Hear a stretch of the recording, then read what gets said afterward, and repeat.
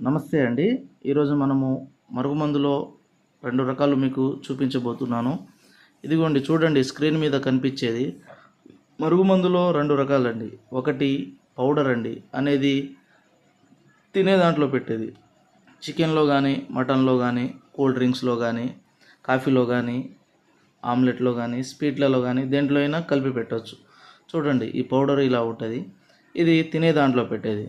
ఇంకొకటి లిక్విడ్ అండి. ఇదిగో చూడండి ఈ ఆయిలు బట్టలకు కానీ, చెప్పులకు కానీ, తలకు కానీ, శరీర భాగాన ఎక్కడైనా పూయవచ్చు. చూడండి నేను అలా అంటించినట్టు వాళ్ళ బట్టలకు కానీ, చెప్పులకు కానీ, శరీర భాగాన, తలకు ఎక్కడైనా పూస్తే వాళ్ళు కేవలం 3 నుంచి 5 రోజుల లోపల మన మాట వినడం జరుగుతుంది.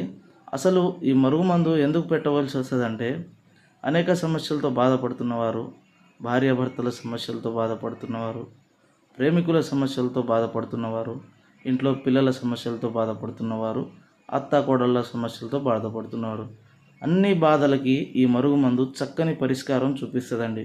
ఇది ఒరిజినల్ మరుగు